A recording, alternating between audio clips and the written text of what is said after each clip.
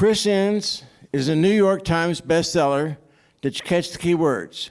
New York Times bestseller. We haven't had that many bestsellers here at the library. We've had some, New York Times bestsellers, that is. We've had some. So this is a really good treat. Now, she's doing us a special favor today. She was attending, she came in from California. She is attending the annual Will Rogers Medallion Awards ceremony. She's also happens to be president of the Will Rogers Medallion Awards Association. Now, she's written about 20 books on women, about women, or issues regarding women in the American West. But let me tell you what caught my attention, besides being the New York Times bestseller. She has a license to be a private detective. Ever heard of Mr. Drake on Perry Mason? She's Mr. Drake. So she can look for crimes that people have committed, and she can look into your face and know whether you're the murderer. So that gave her some insights into her books. Now, I think most of us here remember the excitement of when the train arrived at the station, and we were all waiting with anticipation of the train arrival. But none of us realized what role the women had played in making that happen. And Chris Enns is going to tell us about that today. Chris Enns, thank you so much for coming. Thank you very much. I have this microphone. Thank you, thank you, thank you. Well, thank you all very much for coming out on a Sunday. I appreciate that. I have been writing about women of the American frontier for 30 years plus. I have 54 books that I've written about that particular subject. And tell her that we'll have some for sale. That's right, we will. Not all 54. But, we did bring a representative sampling. We've got Iron Women here that I'm going to be talking with you about. I wrote a book about Roy Rogers and Dale Evans called Happy Trails. And then I have another book here called Along Came a Cowgirl. I'll talk a little bit about some of those too. But I have been, and we do have them for sale. So, and Christmas is coming.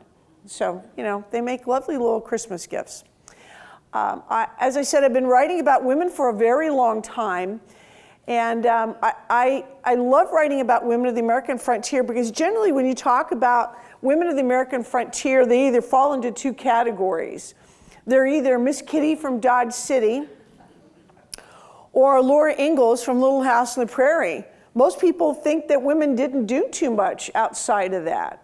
But women they really did amazing things on the frontier, and they really made their mark in so many ways. I have written about women who were the first female Pinkerton detective agents. I wrote a book called The Pinks, and it's all about these amazing women who were really the first, Kate Warren being the very first female Pinkerton detective agent. And Kate Warren was the one who helped secret Abraham Lincoln out of the Pennsylvania area when he was en route to take the oath of office to be the next president of the United States. There was a plot to assassinate him, and she helped uncover that plot and then get him out of there. She disguised herself as his sister, wore a black dress with a shawl, and Lincoln pretended to be her brother and stooped down. He had a shawl over his shoulders. He took off his stovepipe hat, and it looked as though she was telling people that he was ill, and she had to get him out of there to get to a doctor. But she stayed with Lincoln on the train. I love how trains have such an amazing history and how it just weaves into so many different things. But they were on a train that she helped get him out, and she stayed awake with him the entire time. And the logo of the Pinkerton Detective Agency is an eye that's wide open, and the motto underneath is the eye that never sleeps. And that's because of Kate Warren. She didn't sleep when she was with him, meaning to make sure that he got to safety. Kate Warren becomes the head of what we now know as the Secret Service. She hires different agents and trains those agents. And she just was exceptional at what she did. She walked into, an example of what women did, she walked into Pinkerton's office and said that she wanted to work for Pinkerton. And he said, well, we don't have any jobs for secretaries. And she said, I don't want to be a secretary. I want to be an agent. I think I could be a really great agent. And so she gets hired on by Pinkerton, and then she hires so many other women to take part in helping to solve these amazing crimes that took place west of the Mississippi. She just was incredibly talented, and the women that were under her were equally as talented. But like I said, all these amazing things that happened on trains. I wrote a book called No Place for a Woman, The Struggle for Suffrage on the American Frontier. Now, the fight for suffrage began in the East, but women didn't get the right to vote until they allowed women in the West to vote first. And women in the West were allowed to vote because Wyoming is known for the first state or territory to allow women to get the right to vote. And that's because Wyoming there were very few people out there, and they wanted people to come to Wyoming to populate the territory so they could have it be a state. And so they told women, come west, you can vote here. And so the first woman to vote was a 70-year-old woman, grandmother by the name of Louisa Swain. And she cast her vote as she came into town with her little sourdough bread mixins, and she just went ahead and stopped to vote. And she was the first. There's always that, there's been a continuous debate about whether or not Wyoming was the first or Utah was the first. It's true that suffrage was passed in Utah first before Wyoming, but they allowed women to vote in Utah in 1869 is when it was passed, and they allowed women to vote in 1870 then, February 1870, the first woman in Utah voted. But they were hoping by giving women the right to vote in Utah that they would vote out pluralistic marriage, but they didn't. And so when they didn't vote out pluralistic marriage, they took it back. So women had to go and fight for their right to vote twice in that state. That's why Wyoming holds the record for the first woman to vote, because nobody had to take that back. They didn't have to fight twice for that. But the 19th Amendment, which gives women the right to vote, was crafted on a train. Ellen and Aaron Sargent from Nevada County, California, they initially wrote down the 19th Amendment, and then they were traveling. He was a senator, and they were traveling from California to Washington, and they stopped in Wyoming to pick up some passengers, and there just was no room on the train. They had their own compartment, and Ellen Sargent recognized Susan B. Anthony, who was trying to find even a place to sit down. And they invited her to come to their compartment and to share their compartment and share their pantry of food. And they got stuck in the snow and couldn't go very far. And so they spent that time on the train really massaging that 19th Amendment to make sure that it read exactly how that was. Now, that happened in the late 1860s, early 1870s. Now, if you think that they crafted the 19th Amendment then, but they'd have to wait until 1920, August of 1920, before it was even ratified and anybody said, this is something we're going to do. But that all happened on a train. I can't imagine being involved in a fight like that took over 70 years. But women were very committed to saying that we should be able to vote. And the saying was, when women were voting in the West, the saying was, first the West, then the rest of the nation. And that's exactly how it happened. So that's where it all took place in the West, and then it just kind of inched its way. But they weren't really going to be able to achieve it, even though it started in the East with even John Adams, whose wife said, listen, if you're going back to Washington, remember the ladies. He wanted to remember the ladies, but he really didn't. So it wasn't until all that time later that they actually get the right to vote. And women had different ways of being able to pursue that right to vote. But a lot of this stuff, as I said, happened on a train. And that's what I'm here to talk to you about. Is the book that I wrote is called Iron Women. It looks like this. It's called Iron Women, the ladies who helped build the railroad. Now, when the Transcontinental Railroad was completed and met up in Promontory Summit in Utah in 1869, they made sure that there were really no women in any of the pictures.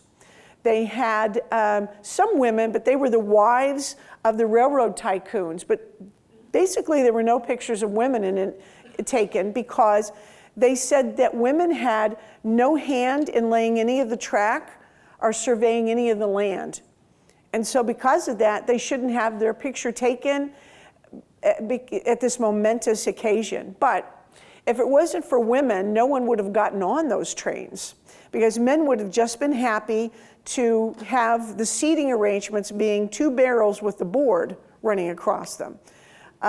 Women are the ones that came in and made it aesthetically pleasing for people to get on a train. Women are the ones that invented what we know as packing, or it goes into the axles of train wheels to be able to get them to stop. It was women who invented the first emissions control on the trains that were belching that black smoke across the West. It was women that said, we can't have this. So they invented this emissions control structure. It was a woman who invented the modern day cattle car. It was a woman that invented the modern day refrigerator box car. Women were the ones who held a patent on and developed the crossing guard for railroad tracks. It was a woman who invented the incandescent lighting and the ventilation system on a train. It was a woman who said, let's put a bathroom on a train. Men were content. They didn't have to stop or do anything. But women, they said, let's make this pleasing for people going across country. And so they did. And so in addition to those amazing inventresses that I just talked to you about, women were, when you think about women in railroad, don't you automatically think about women that ran the telegraph system for the railroads? They worked in the depot and they were the ones that's kind of where your mind goes. But the truth of the matter is, women were not considered first for those jobs to be telegraph operators because they said women cannot multitask, which I thought was really interesting. And so when they had they didn't have as many men applying for the job, they opened it to women. And when they opened it up to women to allow them to be able, they had to take a test in order to become telegraph operators. And the test was this: you had to sit in a room with 4 other telegraph machines going on around you, and you had to key into the one that you were going to be communicating the messages from. So you'd have to listen to it was Morse code, so you'd have to listen to that. Not only would you have to interpret it by sound, but they had the tape that would come out too, and you'd have to interpret them from the feel. And women could do that in a minute. And they had smaller fingers that would allow them to be able to type in the messages and to relay those messages at a more proficient rate. One of the stories when I was doing the research for this, one of the stories I thought was just absolutely fascinating was of in the early 20s of a young man who, he was in his teens. He was working as a telegraph operator. He wasn't very good. He would go from place to place, as a lot of the telegraph operators would do. It was a very itinerant profession, and that's why they didn't think women would like that either, because you'd have to go and stay in one place for 9 months, maybe a year, then you'd be on the road again. They didn't think women would like it. Because women liked to be at home and they didn't think that women would appreciate being on the road all the time. But some of the women I write about in the book liked it because they had a guy at every depot. So I thought that was really progressive of them too. One of the women in the book was married 6 times at each one of the depots that she worked.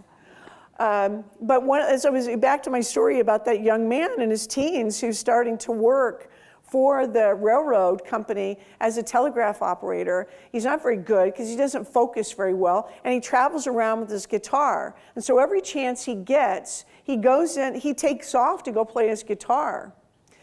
And you know, we now know him as Gene Autry. But at the time, I mean, who knew that Gene Autry got his start in as a telegraph operator? A bad telegraph operator, great singing cowboy, though. One of the women that I write about in the book that they said did more for railroad travel in the 19th century than any other woman was this amazing woman by the name of Miriam Leslie. Miriam Leslie was married to a gentleman by the name of Frank Leslie. Frank Leslie, if you've ever gone to any antique stores, Frank Leslie had a newspaper called Frank Leslie's Illustrated Newspaper. And you see it everywhere in the antique store. You know, if you go to an antique store and pick one, try to find one. They're really compelling reads. But Miriam Leslie was married to Frank, and Frank and Miriam lived in New York, and they had they made lots of friends with the people who invested in railroad travel. And in 1870s, it just wasn't, nobody was getting on the trains and riding it. I mean, like I said, the Transcontinental Railroad met up in 1869, but it just hadn't reached its attractive travelness about it. And here it is, 1877, and Miriam Leslie hears these stories from their friends that say, no one wants to get on this train, these railroad owners. And so Miriam says, here's what I'm going to do. I am going to recruit 12 of the most incredible artists, songwriters, poets, painters, and I'm going to take them on a train ride from New York to San Francisco and back again. And we're going to make stops along the way, and these people that I travel with, they're going to write poems about the travel. They're going to paint pictures about how amazing the sights are. They're going to write songs. They are going to just write nonfiction pieces about it. They're really going, and so that's what she does. She has a couple of these amazing train cars made up. There's a great picture in here of the dining car that she has made up that has the gas lighting in it. I mean, she just was really, I mean, these train cars are really ahead of their time. And so it took them 5 months to go on this journey from New York to San Francisco and back again. And when they came back, Miriam Leslie writes a book called From Gotham to the Golden Gate and Back Again. And it sells out. I should maybe think about doing that. But I mean, it absolutely sold out. And people wanted to go by train. They saw all of these images. They read these, they heard these songs that were written. They saw they read the poems, and they wanted that experience. And so people started buying tickets to go on train rides. How many of you have gone on a train ride recently? Anybody? Yeah, a couple of us.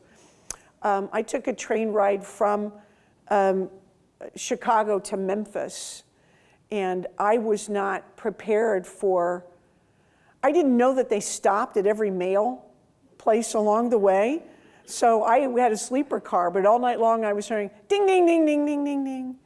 And they would stop to let the mail out. And it really wasn't it wasn't like Murder on the Orient Express kind of experience, which I don't even know why that's held up as being, it's called Murder on the Orient Express. So, some bad things were happening on the Orient Express, but it wasn't as glamorous as I thought it was going to be.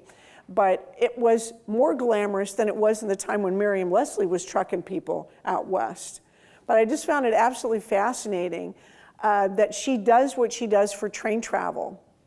Frank Leslie dies not too long after the train excursion, and she takes over the newspaper and changes her name from Miriam Leslie to Frank Leslie. So no one says, oh, you're Frank Leslie's wife. He owned the paper. No, I am Frank Leslie. So, I mean, she really was thinking ahead in terms of business. The other women that I've written about in the book, some of them that you don't really associate with really making train travel attractive, was Lillie Langtry, the amazing actress Lillie Langtry. She traveled the West in her own car, that special car that she had made up. And it was beautiful. I mean, it was velvet. It had plush seating. She had a piano in there. She had these amazing curtains with the tassels. I mean, it was really plants. It was really ahead of its time. And come up and take a look afterwards, because it had one of the very first working restrooms in it. And there's a great picture in it that they had taken with a young woman in it combing her hair, so you can see that you can stand up in this bathroom. That was fully functional and you can stand up. And the train car that she had created was called the Lawley. So whenever Lillie Langtry was going to be traveling into town, they knew that she was coming by the Lawley, so they would show up at the depot to see the Lawley. And it was really ornate. I mean, not just on the inside was it ornate like that, but the outside, it was gold, had gold lettering, it had little gold pillars all over it. I mean, it was really decked out. You wanted to see the Lawley. So people would show up, and people thought, it's kind of like now traveling first class or regular coach. People thought if you were going to go by train, that's how you were going to go. It was going to look like the Lawley. Of course, it wasn't the truth. Only somebody like Lillie Langtry could afford the Lawley. But she took the Lawley into Texas, which we are right now. She took the Lawley into this state to go and meet Judge Roy Bean, who was absolutely enamored with her. And he had already passed by the time she got there to meet him. And he left her a couple of pistols and a bear that he had captured and had tied up. And bears are not known for being real hospitable anyway, but this one certainly was not. So she was really wondering what was going to happen to the Lawley if she loaded this bear onto her car. I think fortunately for her, when they unhooked the bear, he somehow got away, and then really got away. So she didn't have to worry about that. But she was just a fascinating person to be able, like I said, really ahead of her time. And the Lawley was really something spectacular that everybody wanted to come and see. In 1881, there was a contest, a nationwide contest, for someone to invent a more humane cattle car. They were deciding that putting the cows on the trains and then sending them back east was a way to go. But en route, those cattle would become emaciated. They died of malnutrition, or they were just, they died of thirst. And so they were asking for someone they put this contest in, the Humane Society did this, to be able to put this contest in, and the winner would get $500. So in 1881, this rancher's daughter from Terre Haute, Indiana, comes up with this cattle car that has compartments that the cows can nose their way into, either getting some water or some food. And I mean, it was just a simple sliding door mechanism. I don't know why it took so long for them to come up with that, but it had to be a woman that came up with that. So she wins the $500 prize, and her cattle car it revolutionized that particular trade. I mean, I'm always amazed to find out that, and of course a rancher's daughter would have something vested in that. So, I mean, I thought that was just these little stories that you happen onto when you're doing the research for the book. Dr. Mary Pennington was another woman that I wrote about in the book. Now, she was a scientist, and she dealt mostly in spores and funguses. And in the latter part of the 1910, a latter part of it was like in 1919, 1920, she decides that she is going to look into, well, it had to be before that because she really was significant in World War I. She decides that she is going to try and figure out a way that food can be shipped from one part of the country to the next and be preserved. Meat the same way. And so she comes up with a modern day refrigerator boxcar. There's a great picture of her on top of the boxcar as it's traveling, so she could test how cool things stayed in there. But if it hadn't been for her, we wouldn't have, as a nation, been as successful in World War I because we were able to supply food and keep it fresh. So, I mean, again, I was just really impressed about little Dr. Mary Pennington being able to do something like this. You see her on top of the car in her, she's not wearing trousers or anything, she's wearing the long skirt and the mutton sleeve shirt just on top, working on the train. Very talented woman. One of the other women that I write about in there is a woman by the name of Mary Coulter. And Mary Coulter was hired by the Fred Harvey Company. You guys remember the Fred Harvey Company, the Harvey Girls? I featured the Harvey Girls in the book too. But the Harvey Girls were hired by Fred Harvey out of the Kansas area. He's the one that said, you know, I think we could make train travel a little bit easier for people to get something to eat because there was no place close to a train depot to go and get something to eat during stops. And so Harvey said, let's clean that up. Let's make that a little bit better. And let's have restaurants at each one of these depots, and the restaurants will serve the same kind of food. It'll be this, you know, you'll get coffee and iced tea, and those are the things that, and milk. Milk was a big thing. Those are the three beverages that you get. You would get pie. And let's make it so the men who are being served west of the Mississippi were being served by really dignified ladies who wore black garments with a starched white apron. Their hair was done up just so, and they were quite refined. They had to sign contracts to go west, and they would get paid for their work. Their contracts were either 6 months, 9 months, or a year. And a lot of the women signed up to be Harvey Girls because they wanted to go to college, and they needed money for college. So they became Harvey Girls. And they had strict codes about fraternizing with any of the patrons. Couldn't do that. But these women, they also had to be in before 10. I mean, everything was very regimented. When you signed a contract, you had to adhere to a strict code of rules and ethics about your job. You couldn't be a Harvey Girl. But one of the women that Fred Harvey's company hired was a woman by the name of Mary Coulter. They realized they needed a class architect to be able to design these amazing depots and restaurants from coast to coast to be able to have people want to come to these destinations. Union Station in Kansas City was one of Mary Coulter's designs. And if you go in it, I mean, it's incredibly ornate. Has anybody been there? Isn't it ornate with the amazing pillars and the gold, and she could do, and the marble? She could do things like that. But then if you go further west into the New Mexico area, and you would see, she did La Posada Hotel. If you've ever been there, that was her design. And she was very influenced by the Southwestern feel. And so she incorporated that. As further west that she got, she would make sure that she incorporated in those designs. The Santa Fe, Atchison, and Topeka Railroads is who the Fred Harvey Company hired to do all of this work with. And so when train travel kind of dipped, they decided what they would do is they would come up with excursions to the Grand Canyon. And they hired Mary Coulter to design some of the amazing things that you see at the Grand Canyon. And if you go to the Grand Canyon, you may not even think that any of this was designed this way.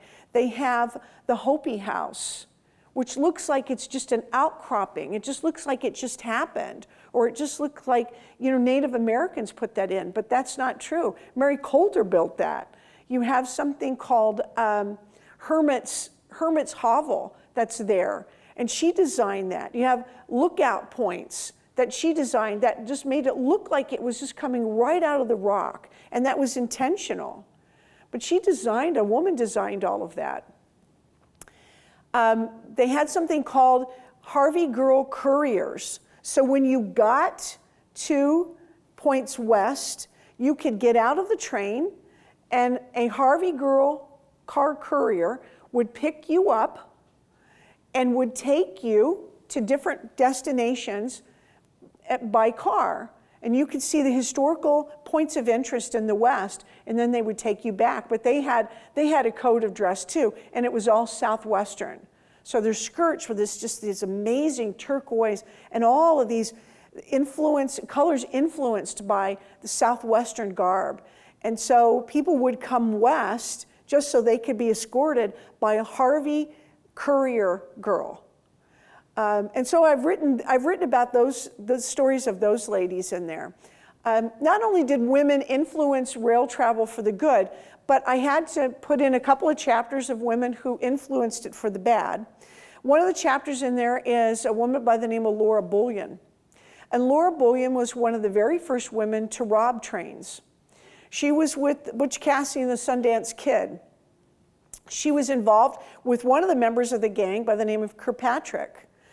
And she would go along with the Wild Bunch, and she would either disguise herself as a man and go on and help rob the train, or she would just be the person waiting with the fresh horses. Either way, she participated in these train robberies.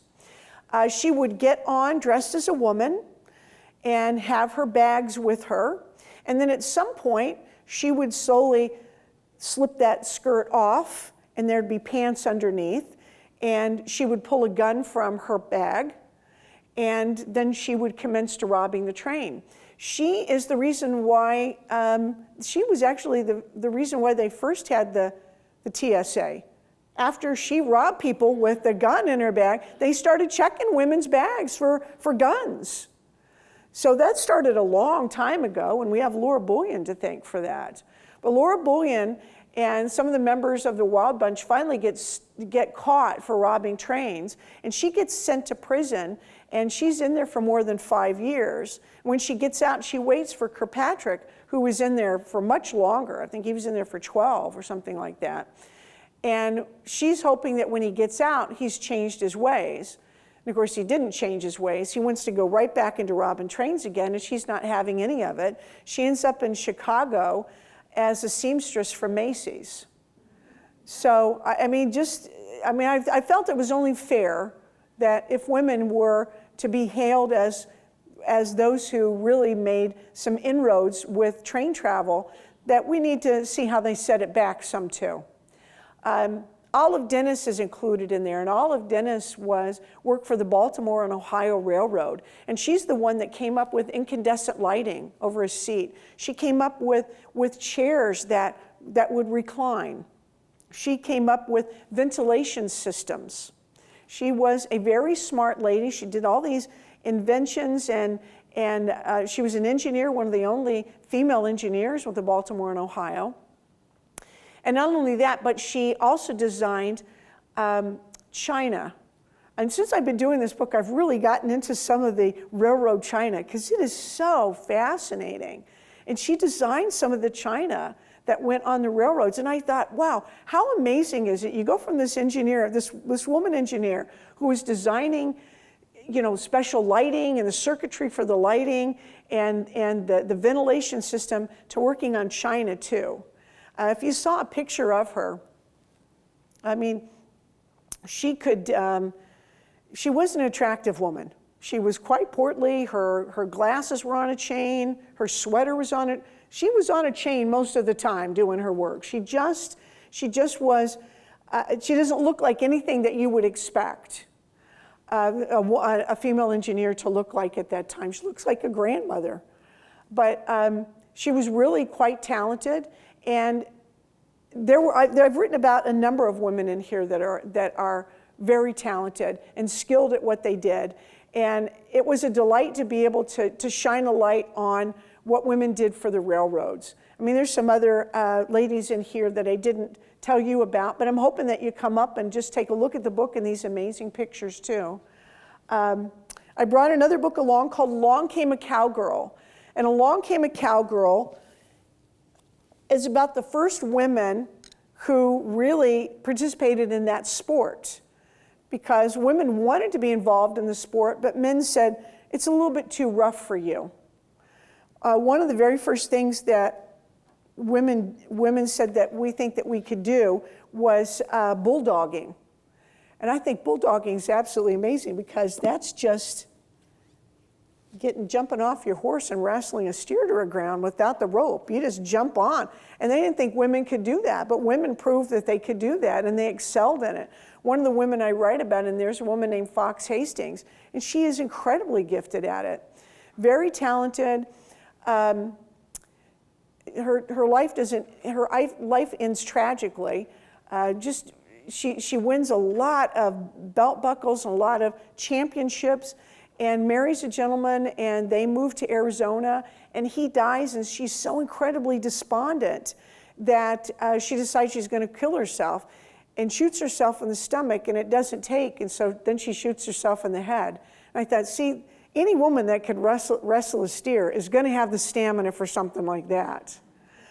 Another woman I write about is Prairie Rose Henderson, and she too was just this amazing bronc rider, and celebrated for her skill on the back of a bucking horse. And she didn't have a very good personal life either. She was married to a scoundrel who ends up being an outlaw who steals cattle. And they're in Wyoming. And he gets arrested for stealing those cattle, and it's winter is hit, and he says to, listen, I'll be back. I'm gonna beat this and I'll be home soon. Don't worry about it, I'll take care of the chores. But she doesn't listen. She goes out to take care of the chores. And of course he didn't come back right away. So anyway, she goes out to take care of the chores, and she gets caught up in a snowstorm, and they can't find her. She goes missing. They find her 7 years later, and they recognize who it is by her belt buckle that she has won in the various rodeos she's participated in. One of the favorite women that I write about in the book is a woman by the name of Kitty Knut. And Kitty Knut was married to a stuntman by the name of Yakima Knut. Have you guys ever heard of Yakima Knut? He and John Wayne revolutionized on-screen fighting. Before the two of them teamed up, you always get that, oh, they didn't really punch him, but they positioned themselves to the camera and really knew how to take a blow, make it look like they really took a blow. So Yakima Knut is known for that. He's married to Kitty Knut, and she was, I don't even think that she was 5 feet, but she was this amazing relay racer. You know, you didn't think that she could really take anybody on, but if she thought that someone cheated in a relay race, she was not opposed to taking a 2x4 and just smacking the snot out of the women who beat her. So one of the chapters in here is about horse diving. I mean, who knew that was a thing? But in order to get people to come out and see these rodeos, that was an opening act. And it was a woman who would be on a horse, and these horses would go up this amazing ramp with the woman on the back, and there would be a pool of water underneath, and they would nudge that poor horse off of that board, and it would go right into that water. One of the most famous women that did it was blind, which would be the only way that I could have done that. I mean, I'm always surprised that the horse willingly did that, but you know, they did. Some of them, it was very dangerous for the horses, obviously, and finally the Humane Society came in and said, you can't do that. You're not going to be able to, we can't let you do that anymore. But at one time, it was a big thing, horse diving. I also brought Happy Trails, and Happy Trails is a pictorial celebration of Roy Rogers and Dale Evans.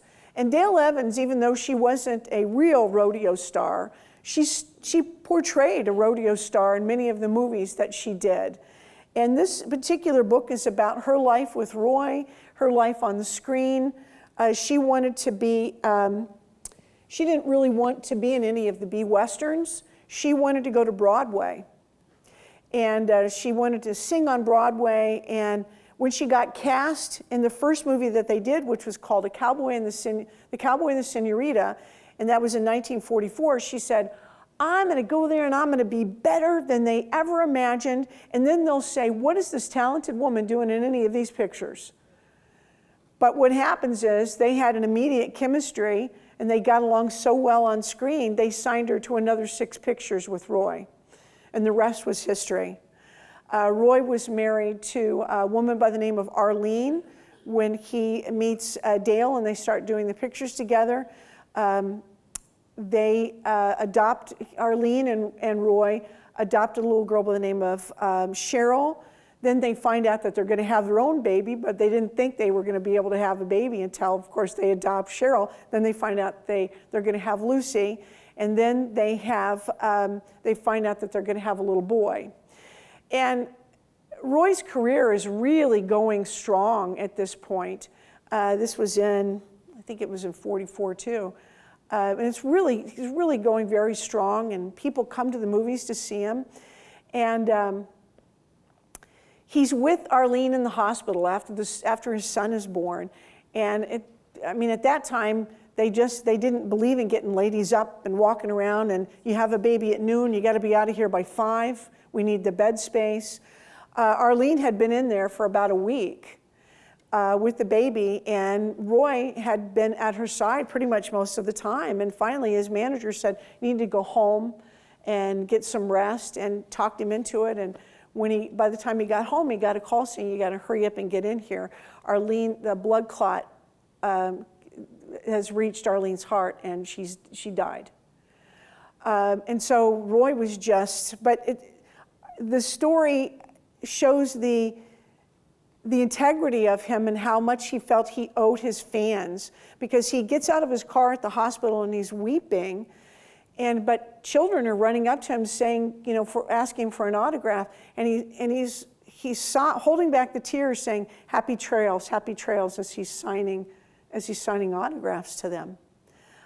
Just an amazing man. Dale Evans was amazing in her own right. And so the book is just about their life and their journey together, and their amazing faith in Jesus Christ, and how that got them from one point to the next in their lives. They held on to their faith. They lost 3 of their children. They had a child together by the name of Robin, and she died 2 days before she turns 2. And Dale writes her first book called Angel Unaware about Robin. And then they have another son by the name of Sandy who dies. He went from being a private to a private first class in the military, and he died of alcohol poisoning. And they have another daughter by the name of Debbie who dies in a bus accident going on a mission trip into Mexico. And they never, every time you talk to them, they always would say, God is great, He's the reason why we're here. They never lost their faith, and they just were amazing people. And it was a pleasure to be able to write the book. I'll tell you this one story in closing. I went through about 64 boxes of Roy and Dale's things that the family hadn't gone through in a long time. Roy was a pack rat. He just kept everything. He kept every watch anybody ever gave him. And so I went to this one box, and it was love letters from different women across the country to Roy, because women just thought he was just great. One of the letters, after he got married to Dale, one of the letters said, I have no use for my ovaries. I mean, she sincerely believed that she was going to meet Roy. I don't know where she was, but she was going to meet him, and that they were going to get married, and he was going to have his children. But women were just crazy about him and absolutely outraged when he married Dale. I never would have imagined that, but they were furious with that. Anyway, just interesting. Anybody have any questions? Yeah, okay. It's going to bring the microphone if you have a question. You don't have to have a question if you don't have one, but let's turn up the lights and see if anybody has any questions about some of these amazing things. I'll repeat it, so why don't you just tell me what your question is? Oh, here he comes. Tom's coming. Let me ask the first question, if I may, while I'm walking down there. You mentioned nurses in your books. Can you talk about nurses on the railroads? Well, I think what was interesting about that was you would have thought that they were on the trains and they were hired as nurses, not necessarily as flight attendants or what we would think of as flight attendants these days, but as women who they would take care of if you were, and you would get sick, you would get motion sick on those trains. Or any children that would fall, they would take care of them. They would also take care of the children. If women were traveling across country and they needed a break from these kids, these nurses would come in and take those children and take care of them for a little while. They had uniforms, and it was just a servant position, and they were happy to serve. Questions, comments?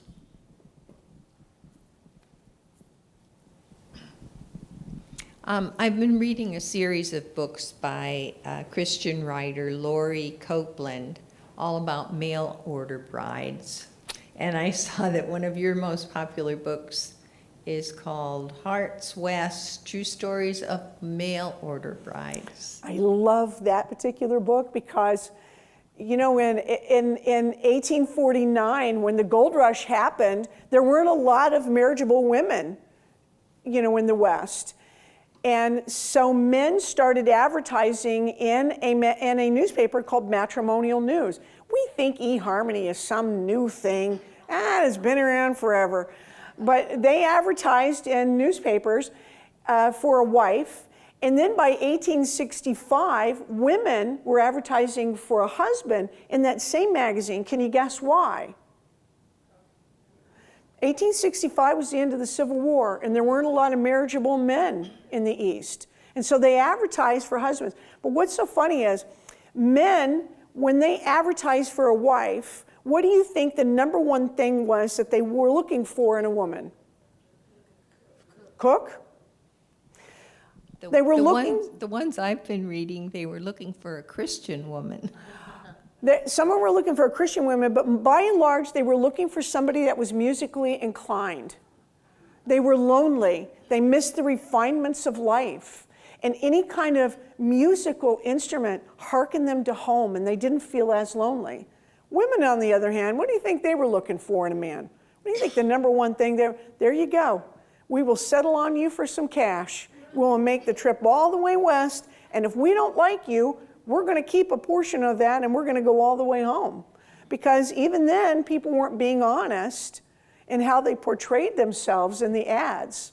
My favorite ad in that book is from a woman that says, "I'm fat, fair, and plan on losing no weight." Says it exactly how it is. I love that. Anybody else have any questions? You mentioned the Baltimore and Ohio Railroad. My father started there in 1941, and he was an engineer, and he was the last engineer when he retired who could drive a steam engine. And they had a big festival in Ohio and celebrated him for that feat. I bet he knew Olive. I bet you anything he knew Olive. Yes. You'll have to get the book and find out. Okay. Anybody else have any questions? I had a book come out in June called The Widowed Ones, Beyond the Battle of the Little Bighorn. And it's about the 7 officers' wives who were left widows at the Little Bighorn. It's not about the Battle of Little Bighorn.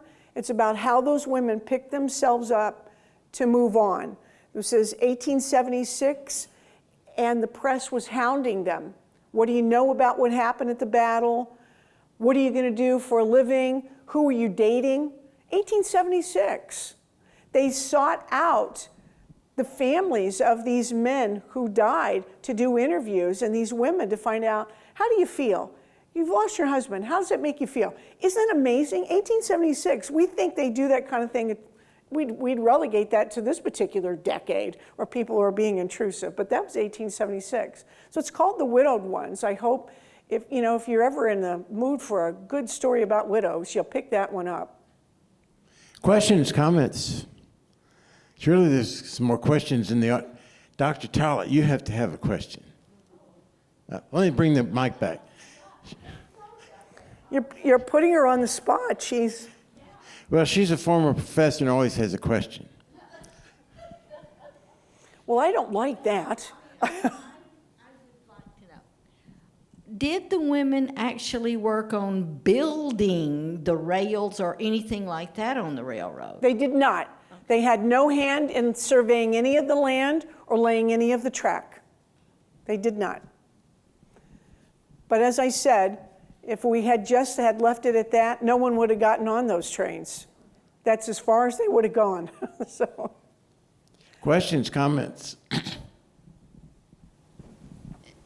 Similar vein, they didn't do the physical labor as far as that part goes, but were they behind the scenes, the cooking, the cleaning, the laundry, they worked as mechanics.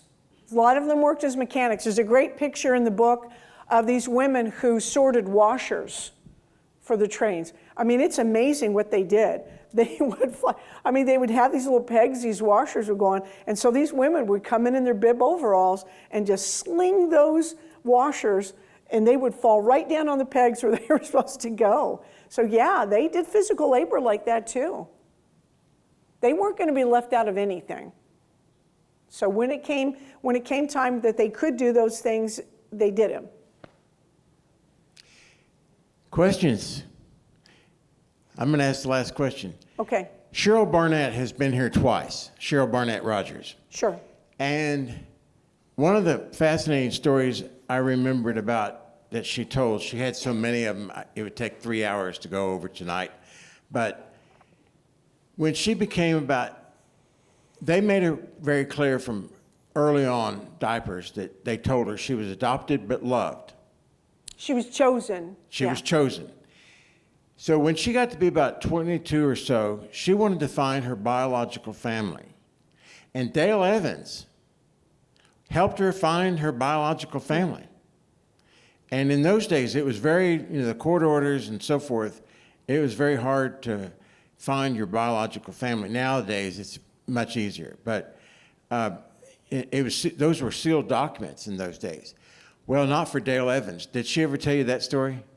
No, she never did tell me that story, but along those lines, I'm a private investigator, and many of the cases I get are, I'm adopted, please help me find my birth parents, or I've given a child up for adoption, please help me find those. I think maybe the last 10 that I have done, only one of them has turned out good. It's a misnomer to think everybody's happy about that. Doesn't always turn out well. I mean, I have both sides going, I wish I'd never started this. I don't know whether Cheryl had that same experience. But She had a wonderful experience. She did, and, okay. And there was never jealousy between Roy and Dale and the biological parents. They did not want to give her up. It was during the Depression, but they didn't have one penny to even buy a glass of milk. And that's why. Well, I wouldn't think that Dale would. She just was too wonderful a human being to have done anything that would have been harmful to her children at all. So I'm not sliced but surprised about that. Now, I didn't hear those kinds of stories. I heard amazing stories about, which I've included in the book, about her relationship with Roy, and when they got married, the fire that happened and how they almost didn't get married because a fire started in the house. So it's just stories like that, or how he proposed to her, which was on the back of Trigger, before both of them would go running out into the arena and ride around the arena. He asked her, what are you doing on New Year's Eve? Would you like to get married? And then he just rides out on cue, doesn't even wait for the answer. So I have a number of those kinds of stories in there, or their relationship with the Lord. There's a lot of that in there. Yes. You're having I'll call you a Mrs. Drake, as opposed to Mr. Drake on Perry Mason. Okay. So people will know that you're a female private investigator. How has that helped you garner information that you might not typically could have found otherwise, and for your books? Well, I love the deep dive on anything, and so I love to be able, and so the skills that you learn as a private investigator, you can employ by being able to follow one lead to the next and not worry about how far you're going to have to get in. Let me give you an example. I wrote a book called The Death Row All-Stars, and it's the true story of a baseball team in 1911, and it was made up of all death row inmates, and as long as they played baseball and won, they got stays of execution. When I found that story, I was there doing research on women who had been incarcerated at that particular prison in Wyoming. And I started digging. I saw this picture of these death row inmates. They were dressed in baseball uniforms with this 4-year-old bat boy in the middle. And I thought, who would let these guys are murderers, and just who would let their kid be photographed like that? And so then when you start digging, you find out it's the warden's son. And you find out, well, how is that? How did the captain of that baseball team, was a guy by the name of George Sabin, who was in there for killing a lot of sheep herders, how did he get to be in there and still be able to go back and forth? And then you dig in and you go, oh, he was the warden's best friend. He stood up for him at his wedding. So the bets that were going on the team, George Sabin was the bag man, and he would go out and collect the money. And so you start finding out those kinds of things, and you just go from one deep. I had to go all the way to Germany to get the information about the inmate that was in there that was the most valuable player, who ends up being the first person that they execute when they find out that there's betting going on.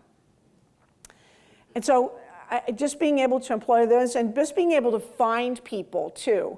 And when I wrote the widowed ones about the widows, one of the men that was killed there was a gentleman by the name of George Yates. And I found George Yates's great-granddaughter in upstate New York. And she had a lot of her name was Susie, and she had a lot of her great-grandmother's things. So then you're able to pull that and use it in the book if they let you. Now, some people, they don't want you to do that. I'm doing a big book right now on Machine Gun Kelly and his wife, Catherine Kelly, who a lot of their crimes were in Fort Worth. And they kidnapped a man by the name of Charles Urschel, and they hid him out in Paradise. I went to Paradise a couple of days ago. They didn't know what I was talking about. But what I was able to find, Catherine Thorne was George Kelly's wife, not a good gal. She was the one that said, let's kidnap people. This bootlegging stuff, that's not good. Let's kidnap folks. And so I was able to find her grandson, and he's a real estate agent in somewhere in New Jersey, but he was not at all happy about my call. But I was able to find him, and some people aren't. You got to run that risk, but that was like a 5-minute answer to your question. Thanks, Tom. Well, hold on, one more question. You got 2 more questions, okay. Being a female detective is, I think, incredible, because most people associate it with men. Yeah. Well, I mean, I think there are a lot more female private detectives out there, as women would rather talk to a woman about. Things, yeah. Yeah. That's where my question is going. So, what are your cases like as a female detective? Is there a certain kind that's more common than others? Is it all over the map as a detective? What are you detecting on? Primarily, mostly? primarily the cases I take are men being falsely accused of child molestation. You would absolutely be struck dumb to realize how often that's accused in a divorce situation when you don't want the guy in their life anymore. You would be amazed. I'm not saying it doesn't happen. I'm just saying you would be amazed how quickly that's accused when you want out and you don't want to share custody. So I take a lot of those. My husband's having an affair. My wife is having an affair. I have to do process serving, which I don't like, because that's when you might have to get shot. So I don't necessarily like doing those, but.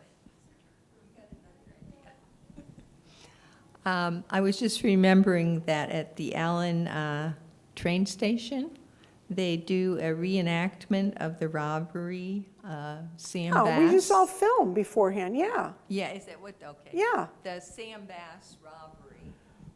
You know anything about I- Sam Bass? You know what? If he's a guy, I don't know anything about it. I only write about the women. So, yeah, I really don't know much about it. Yes, ma'am. So I one time read, I think it was a historical novel, that the story was that immigrant single women or single daughters went to New York from Europe, Russia, probably, primarily from Russia, yes. and were in the sewing factories, and then they started taking jobs at these restaurants and such that were along the railroad depots. Is that true? Again, I sure don't know. If it happened east of the Mississippi, I don't know what went on back there. Yeah, I don't know. I wouldn't be the slightest bit surprised. I mean, they needed workers, and women can multitask. So. Well, thank you all very much. I really appreciate your time. I have books up here for sale, so. We also have books back there for sale. And why don't I take these back there? Hurry back there so that you All can right. sign books while they're. I'll hurry. I'll bring these back. Okay, thank you all very much.